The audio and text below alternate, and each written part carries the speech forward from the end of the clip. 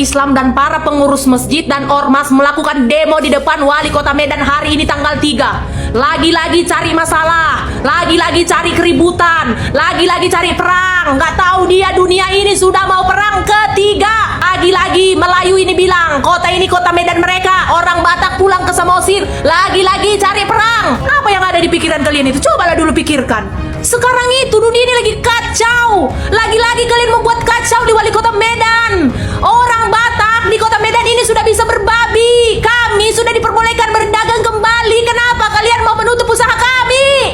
Biarkan kami makan dengan usaha kami. Kami tidak pernah mengganggu kalian. Kami tidak jualan di depan rumah kalian. Kami tidak memaksa kalian untuk membeli daging babi kami dan Belum kita lanjut. Jadi guys, kemarin ada yang nanya, lu apa sih kontribusinya bagi negara ini? Lu cuma ngebacot doang, nggak ada kontribusi. Nah, kontribusi saya ini guys ya, saya nulis buku. Riset saya ini bertahun-tahun guys, kurang lebih 5 tahun. Jadi biaya yang saya keluarkan untuk riset buku ini puluhan juta. Namun, saya jual buku ini di bawah 100.000. Gambaran daripada buku ini tentang sisi gelap daripada pemuka agama yang ada di Konoha. Bercerita tentang culture, sisi-sisi gelap politisi, ya, dan lain sebagainya. Jadi, halo kaum intelektual sekalian. Jadi guys, di Medan sekarang ini lagi panas-panasnya guys. Bahkan ada para pakar mengatakan bahwa Medan ini ya diduga akan seperti Poso guys. Akan terjadi perang yang namanya perang agama guys. Wow. Luar biasa. Nah, yang jadi pertanyaan, kenapa bisa seperti itu? Jadi baru-baru ini ya umat muslim yang radikal, nggak semua umat muslim seperti itu ya, mohon maaf ya, ada juga umat muslim yang baik ya, walaupun jumlahnya nggak banyak ya. Saya tidak menyamaratakan semuanya. Jadi umat muslim yang melarang penjualan daging babi saat bulan puasa itu adalah umat muslim yang radikal. Kita sepakat dulu ya. Jadi orang-orang yang demo di Medan ini menurut saya pribadi itu adalah orang-orang muslim yang sangat-sangat radikal. Ya, ada yang mengatakan kita gak main-main ya, kita serius ya. Kalau Anda tidak menuruti keinginan kita, maka akan terjadi perang seperti yang ada di Poso. Wow, gila banget. Nah, yang jadi pertanyaan, kenapa bisa seperti itu? Jadi guys, ini menurut pengalaman saya pribadi ya. Saya tidak menyamaratakan semuanya ya. Mohon maaf, tidak semuanya umat muslim jahat ya. Ada juga yang baik ya. Jadi gini, saya dulu pernah mengalami sendiri ya. Saya berada di tengah mayoritas muslim yang radikal. Jadi dulu saya kerja di salah satu perusahaan dan saya tinggal di mes. Di mes itu yang beragama nonis itu cuman sedikit ya. Cuman 1% lah gitu, nggak sampai 100% ya. Kebetulan di tetangga saya di mes itu ada yang beragama muslim tapi radikal gitu ya. Rata-rata ya, tetangga saya dulu radikal semua gitu. Jadi setiap sore saya itu akan dikata-katain seperti ini. Kalau saya melakukan ritual ibadah itu, kamu ini nggak merasa panas nggak? Ya, karena kan kalau kita melakukan ritual ibadah itu katanya akan muncul jin gitu ya, jin kafir gitu. Saya tuh dikata-katain dulu jin kafir.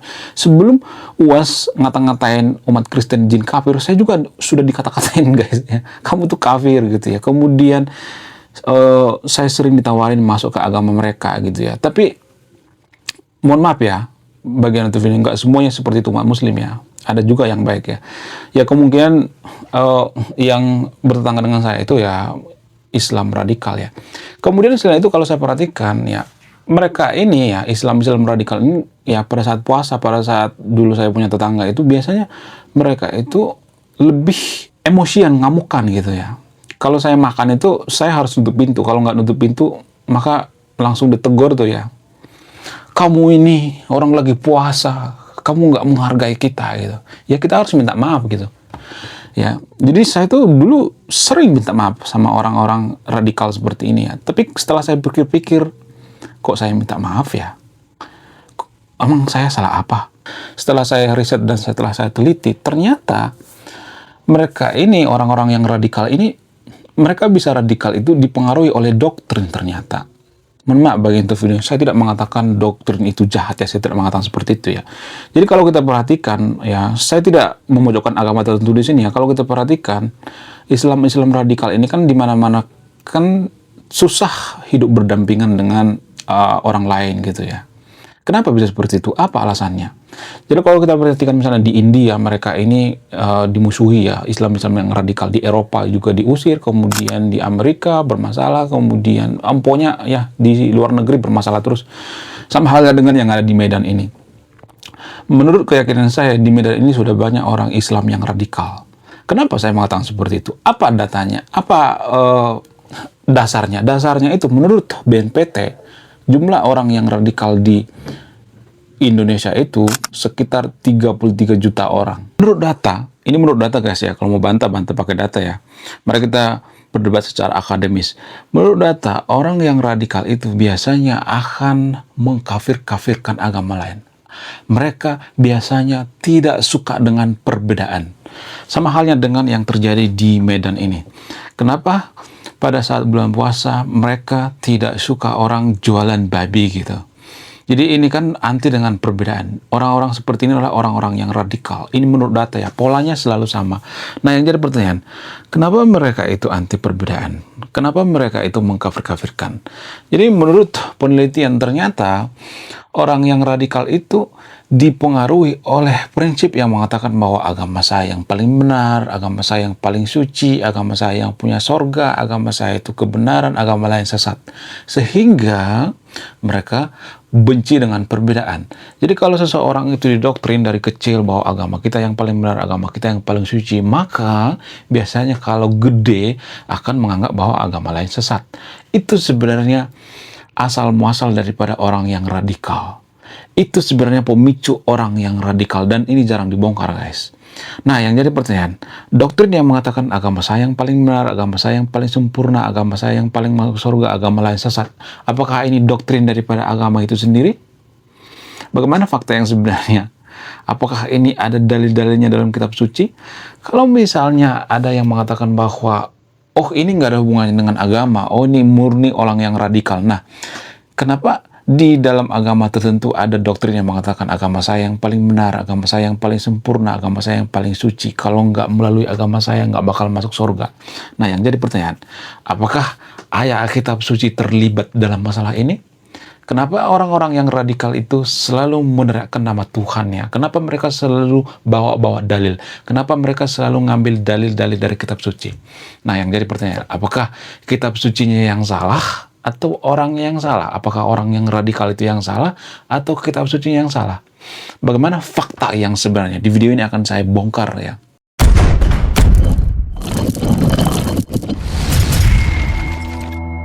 Jadi guys, ya cerita yang saya baru ceritakan barusan itu adalah cerita pribadi saya ya, bukan cerita semuanya. Artinya, ya mungkin saja saya mengalami hal yang berbeda dengan nonis lainnya. Artinya, saya tidak mengatakan semua umat muslim itu jahat, enggak.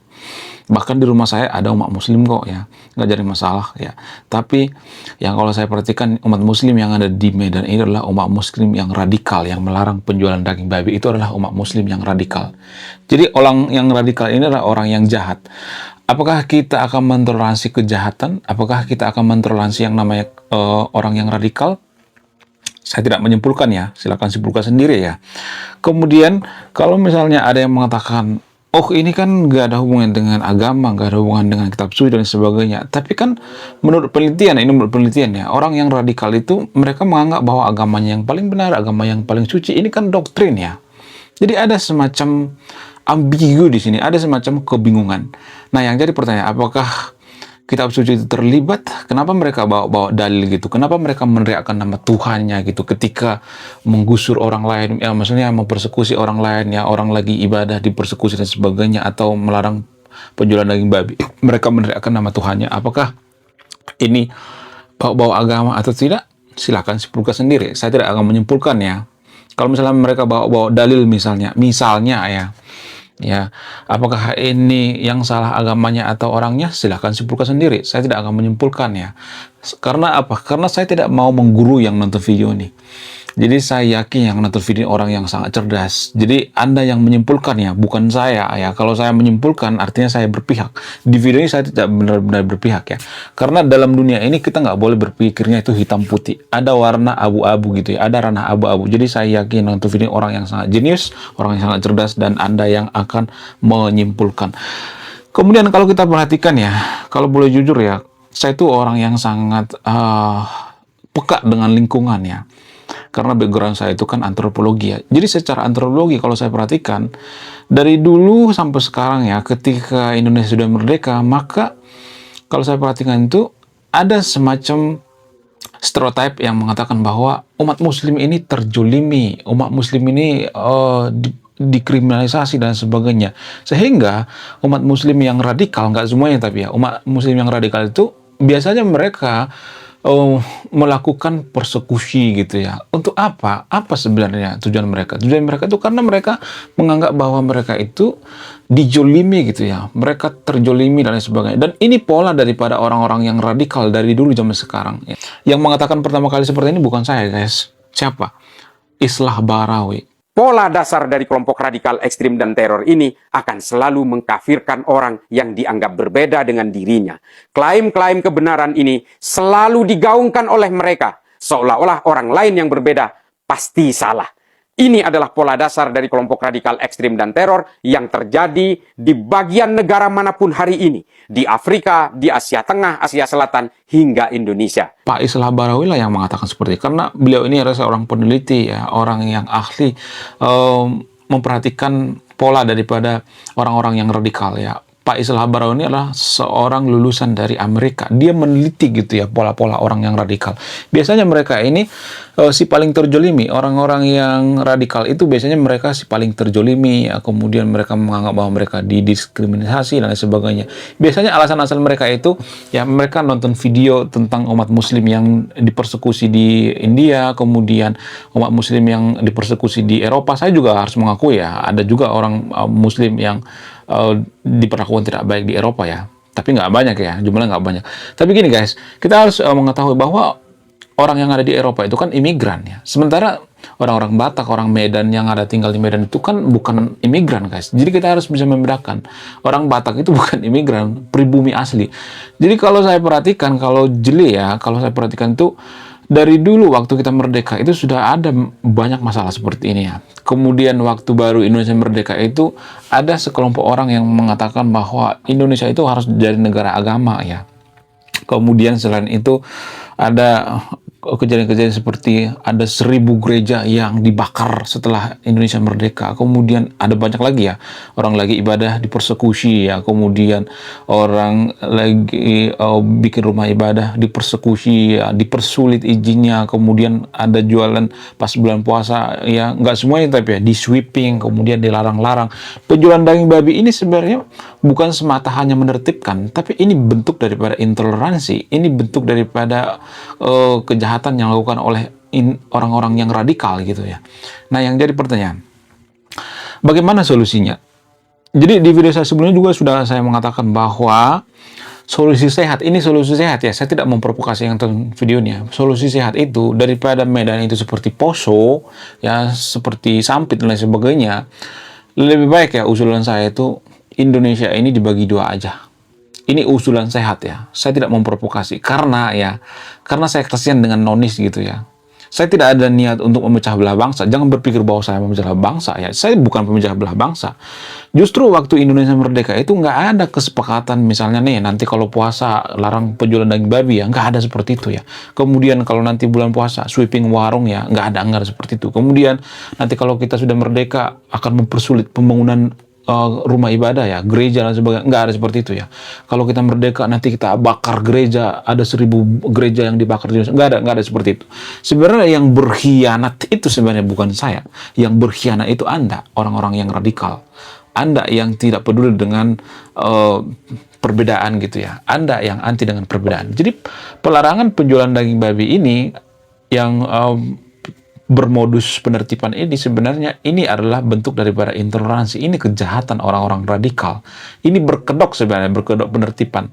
Ya, jadi kalau misalnya mau menertibkan itu ya semuanya ditertibkan ya, penjual ayam ditertibkan, kemudian penjual sapi ditertibkan, penjual kambing ditertibkan dan sebagainya. Kenapa hanya daging babi ya? Mereka punya alasan karena daging babi itu jorok ya, darahnya dan lain sebagainya. Wong daging babi itu dipotong di rumah, bukan di lapak cuy. Sekali lagi saya katakan, bukan di lapak, di rumah. Jadi kalau dipotongnya di rumah, maka darah, ya jeroan dan sebagainya itu kan sudah dibuang di rumah gitu ya, di tempat pemotongan, bukan di lapak guys. Jadi ini cuma alibi doang sebenarnya. Ya ini sebenarnya bentuk daripada intoleransi. Ya ini sebenarnya bentuk daripada kebencian dengan yang beda agama ya. Kalau saya perhatikan, nggak semua umat Muslim seperti itu ya. Disclaimer on ya, ada juga yang baik ya, ada juga yang jujur ya. Jadi Islam yang saya maksud itu adalah Islam radikal yang ada di Medan ya. Menurut keyakinan saya di Medan itu ada banyak orang yang radikal. Ada ratusan ribu orang yang radikal. Dan biasanya orang yang radikal ini biasanya paling vokal gitu ya, berbicara di media sosial ya. Ya, mereka ini sebenarnya yang bikin gaduh ya. Mereka ini sebenarnya pemecah belah bangsa, bukan saya. Jangan berpikir saya bahwa pemecah belah bangsa, enggak. Ya, justru karena ulah daripada orang-orang seperti ini lebih baik ya daripada Medan itu seperti Poso, lebih baik dibagi dua aja. Ini usulan sehat ya. Supaya apa? Supaya gini guys. Kalau misalnya Indonesia dibagi dua, nonis dan negara Islam, ya umat Islam kan bebas ya menentukan masa depannya. Kalau misalnya lagi puasa, nggak ada penjualan daging babi kan nggak apa-apa, kan negara Islam kan. Ya kan bebas dong ya. Jadi dibagi dua aja, misalnya nih umat Hindu Bali ya, kemudian orang Papua, orang-orang Manado ya, orang Chinese, orang Kristen, orang Batak itu disatuin satu negara gitu ya. Jadi dibikin dua negara gitu ya. Sementara orang-orang Islam ya yang pengen menerapkan yang namanya khilafah, kalau mereka puasa itu nggak boleh ada orang jualan, ya terserah gitu ya. Dibikin satu negara.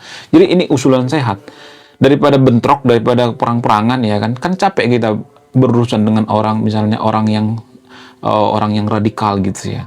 Bertetangga dengan orang yang radikal itu capek banget. Sebenarnya ini pekerjaan pemerintah sebenarnya. Jadi tanpa kita sadari pemerintah di sini abai gitu ya. Orang-orang seperti ini dibiarkan gitu ya. Orang-orang seperti ini nggak boleh dibiarkan sebenarnya. Orang-orang yang intoleran seperti ini nggak boleh dibiarkan.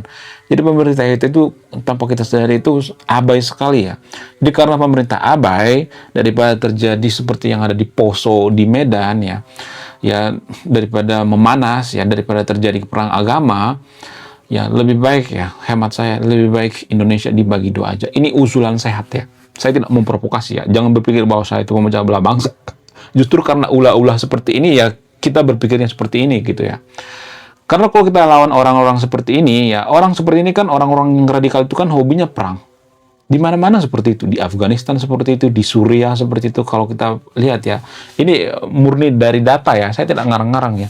Jadi untuk menghindari orang seperti ini daripada perang ya, bayangkan di Afghanistan sesama mereka juga perang gitu ya, sesama orang yang radikal juga seagama juga perang ya, di Suriah juga perang gitu, Afghanistan dan Pakistan sekarang perang gitu. Jadi sebenarnya kalau berurusan dengan orang seperti ini capek gitu ya, capek banget ya. Lebih baik apa? Lebih baik ya orang-orang seperti ini dipisahkan gitu ya, satu negara gitu ya. Sehingga mereka bebas gitu ya, mau perang kayak, mau ngapain kayak gitu. Jadi orang-orang yang tulus ya, saya tidak mengatakan bahwa semua orang Kristen itu baik ya, tapi rata-rata orang Kristen kan baik ya. Bukan berarti saya berpihak pada orang Kristen, jangan berpikir bahwa saya itu oten ya. Jadi kalau saya perhatikan Kristen itu ya, kalau misalnya ada yang melakukan kejahatan, mereka nggak bawa-bawa agama, mereka nggak teriak-teriak nama Tuhannya gitu, nggak pernah tuh orang melakukan kejahatan lalu teriak-teriak ya dalam nama Yesus, nggak pernah seperti itu ya. Jadi ini usulan sehat ya. Menurut kalian gimana? Coba kita referendum di kolom komentar ya. Apakah Anda setuju atau tidak? Ya, disclaimer on ya, saya tidak memprovokasi ya. Ini usulan sehat gitu ya. Karena ulah-ulah orang-orang yang radikal seperti ini, negara tidak hadir ya, negara tidak berpihak pada kebenaran, maka ya kita ada usulan seperti ini ya, daripada perang ya kan. Akan kita lihat gitu ya, siapa yang paling maju, apakah negara nonis apa negara Islam ya. Jadi ada persaingan sehat gitu ya. Menurut kalian gimana? Coba tulis kolom komentar ya. Oke guys, sekian video ini. Terima kasih sudah memahami. Saya kaum intelektual, salam rasional.